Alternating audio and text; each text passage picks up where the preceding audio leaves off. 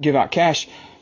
And let me tell you, that man cussed me out. But love your enemies, do good, and lend, expecting nothing in return. Your reward will be great, and you will be children of the Most High, for he is kind to the ungrateful and the wicked. Be merciful, just as your Father is merciful.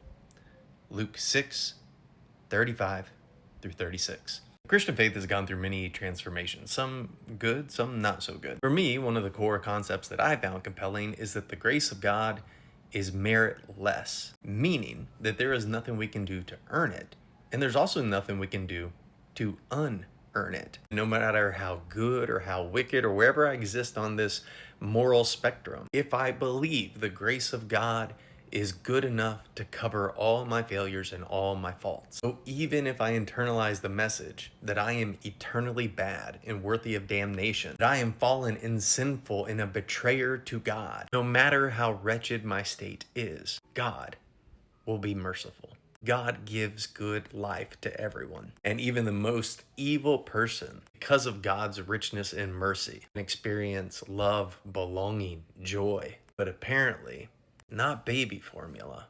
Hi, if you've never seen me before, my name is Sam. I am lots of things. Most recently, I built an app called Emotion Soup, available in the iOS store, Android soon. Social emotional learning tool for children and their caregivers. I'm also a man who grew up in church his entire life, and am now a decolonized and deconstructed person of some faith. One that is historically Christian, but theologically open, because someone's orthopraxy matters more to me than their orthodoxy. See, if we're going to complain about someone calling our churches and then we give them resource, and later they do not return in kind the gratitude that we think we deserve, we are to remember that that is how we often treat the Creator himself. He gives all good things, and we are never as grateful as we should be. In fact, depending on the tradition that you grew up in, you believe that he gave you his only begotten son. So if you, at one point in time, looked at the very Son of God and were not grateful for the gift right in front of your eyes, then this reminds us and transforms us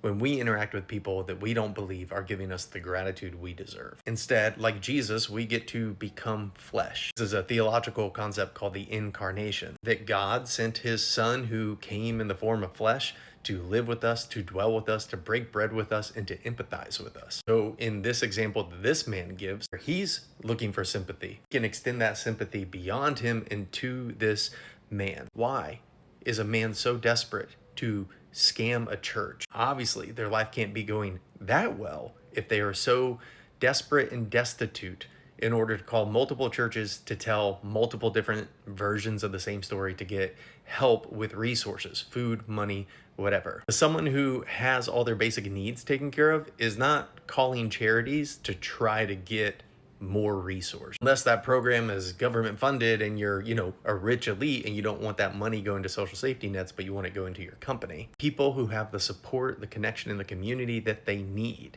do not act out in these antisocial ways. And when we go far enough back into the Christian tradition, we see that the early church fathers would do just this. They would dwell with, they would get to know, they would connect with, and they would offer ministry and compassion and grace for those who are affected, for those who are harmed, for those who are just trying to survive. And then they would call into account those in power that created the situations, causing the decay underneath them. I guess one way to say it is that it is never the fault of the person who has a boot on their neck as to why that boot is there. Whoever is wearing that boot is the one responsible. According to multitudes of scriptures, including this one right here, we are to empathize more with the person who is getting stepped on than the one who is doing the stepping.